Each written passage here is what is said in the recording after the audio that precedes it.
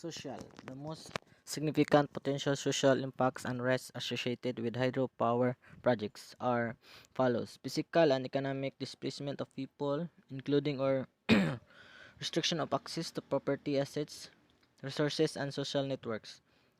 Temporary or permanent changes in employment patterns, livelihoods, and other activities.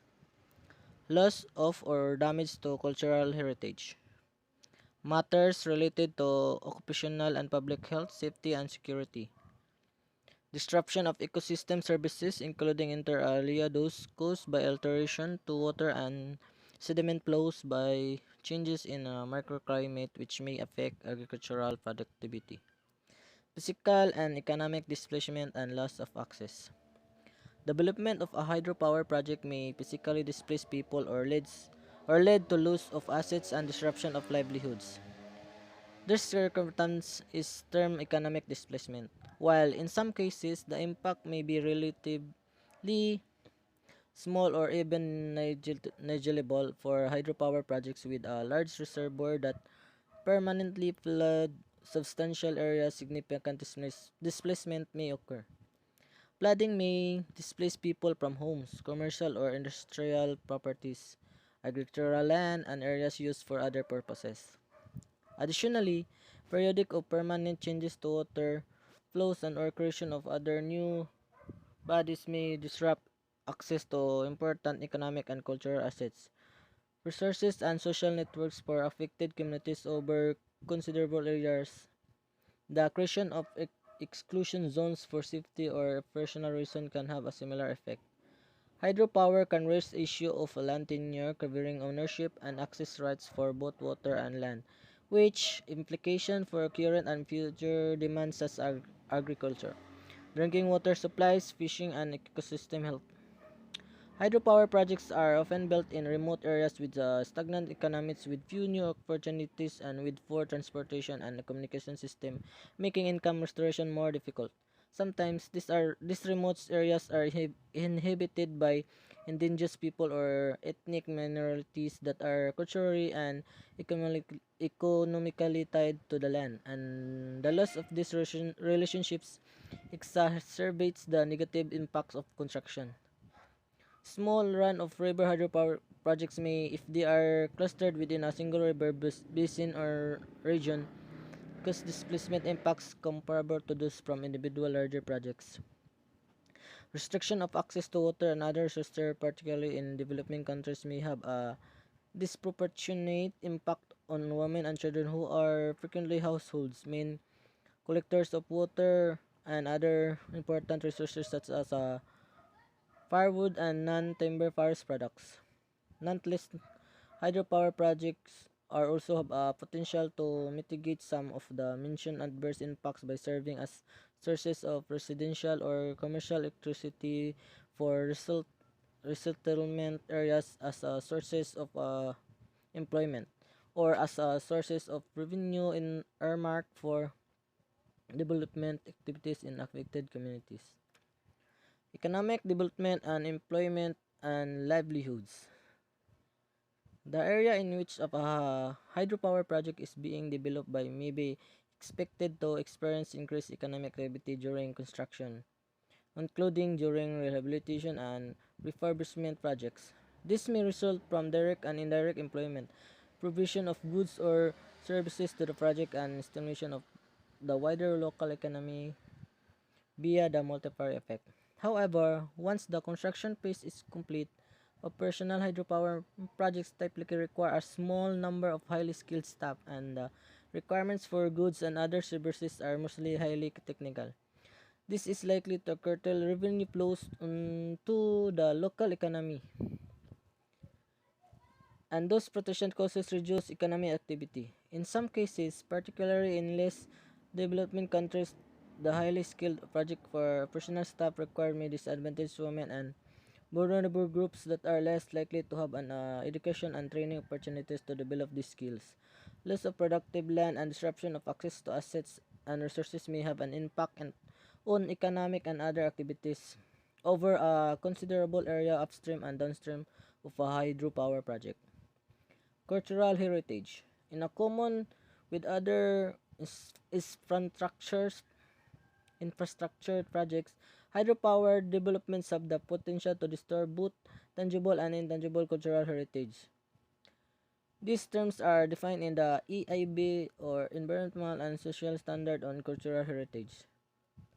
For new hydropower projects, the risk to cultural heritage are increased as the likelihood of affecting previously undisturbed areas is greater. This likelihood will be greatest in the case of storage projects where the disturbed area will be considerable or larger to the creation to reservoir that could flood areas or of tens or sometimes hundreds of square kilometers.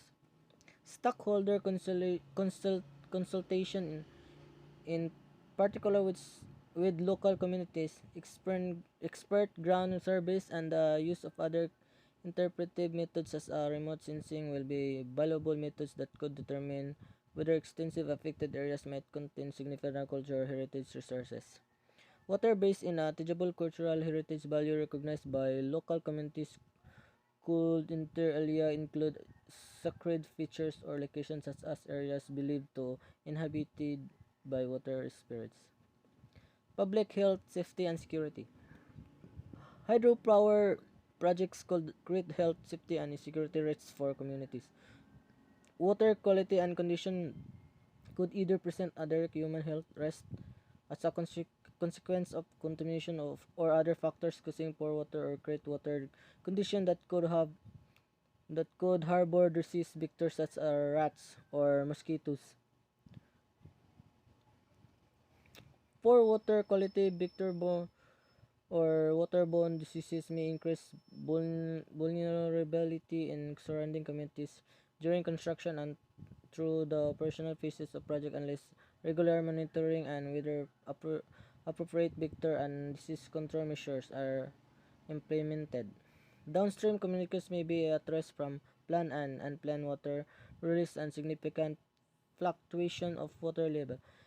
Static, low, and fast-moving water bodies may all represent safety risks to members of the public. Development of hydropower projects can increase the likelihood or conflict, particularly in fragile environments.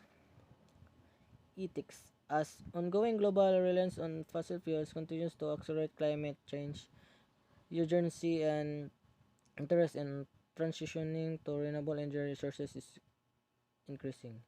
A 2019 survey from the Pew Research Center found that most Americans believe that the United States should prioritize expanding renewable energy sources over the continued use of fossil fuels. Within the energy sphere, hydropower is listed as a renewable energy alongside wind, solar, and geothermal.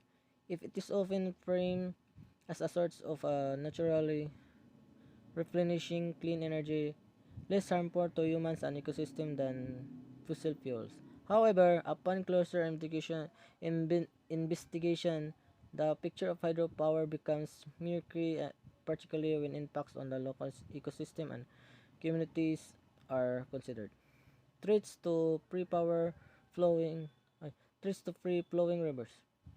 Although hydropower dams are perceived as an environmentally friendly alternative to fossil fuels, dams drastically alter rivers, reducing ecosystem service relied upon by riv- riverine species and nearby human communities. Rivers are already under pressure from changing temperature, precipitation patterns, storm severity, and subsequent impacts of water quality, biodiversity, and habitat. At present, only 30% of the world's longest rivers remain free-flowing, and out of the world's 91 rivers over 1,000 km are generally flowing to the ocean. Only 21 remain connected to the sea. As humans continue to turn the hydroelectric power as an alternative energy source, 3,700 new hydropower dams are either planned or under construction, adding to the estimated 6,000 large dams currently in existence across the globe. Constructing dams on rivers also threatens freshwater species as dams block naturally pathways between fish feeding and spawning grounds, limiting production. The 2018 Living Planet report from the World Wildlife Foundation noted an 83% decline in freshwater biodiversity between 1970 and 2014, identifying dams and other water infrastructure as primary drivers of this significant reduction in biodiversity. Furthermore, dams are being constructed in protected areas including those already vulnerable to biodiversity loss.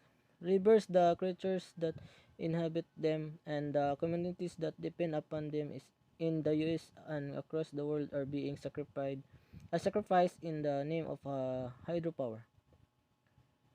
Dam greenhouse gases. Despite consistent rhetoric around dams being a renewable energy source and a environmentally responsible alternative to fossil fuels, hydropower has been found to cause significant disruption to natural carbon cycle. Human constructed dam reservoirs trap an almost one-fifth of organic carbon moving from riverine to oceanic environments, with 90% of rivers worldwide predicted to host at least one dam in the next 15 years. Impacts of the natural carbon cycle will continue to intensify over time. As the building block of life, the carbon cycle is the basis for primary productivity, and reduction in carbon moving through a ecosystem can have significant det- detrimental effects on its stability and productivity. Furthermore, the reservoirs created by dams methane study using bubble tracking sonar found that each square meter of reservoir surface emitted 25% more methane than previous estimate suggested. Despite considerable emission, methane from dams is not currently calculated into global or United States greenhouse gas inventories. When under consideration as renewable energy, the carbon and methane associated with dams must be included in all cost benefit analysis, along with impacts to local biological and human communities.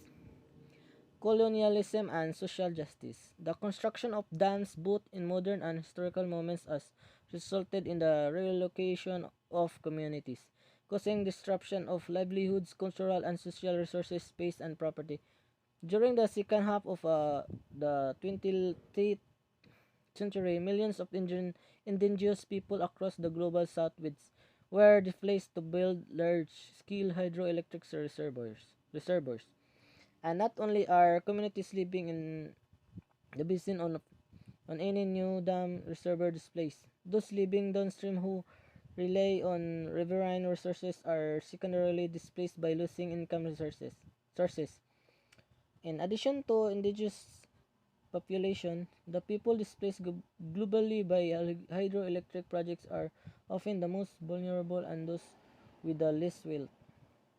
A 2016 article published in the Indiana Journal of Global Legal Studies categorized its specific displacement risk for indigenous population, landliness, joblessness, homelessness, marginalization, food insecurity, increased morbidity, lost access to common resources, and community dislodgement. Harm to indigenous communities. In Canada, colonial displacement of indigenous people laid the groundwork for hydropower development. According to the Northeast Mega Dam Resistant Coalition, the Canadian government built the 7,722 MW Bourassa Dam in eastern Canada without informing or consulting local indigenous population, draining and diverting 32,400 square miles of forests, wetlands, and rivers. And the Canadian government and hydropower developers continue to unrelentingly pursue dam rivers on indigenous lands, going so far as to intimidate local communities to flood in 16,000 square miles of the Rupert Brood, Beck, and Nodaway rivers to expand the capacity of the La Grinda River hydroelectric generation. Canadian indigenous communities have time and time again spoken out against environmental injustice experienced by frontline communities, as well as continued destruction of critical components of both indigenous identity and life, including subsistence resources, land, and grave sites. And we in the US are implicated too. Pressure for further hydroelectric development on indigenous land in Canada stemmed from increasing interest from the United States for imported hydropower from our neighbor to the north.